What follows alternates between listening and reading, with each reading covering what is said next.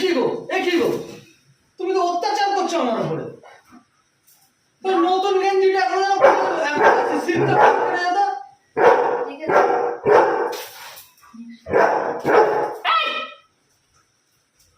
এটার মানেটা কি? এটার মানে হলো কতদিন করে এরকম ছেঁড়া ছুরি ঢুকে সাবান आपका बेटा है ना, आपका बेटा। আরে স্টপ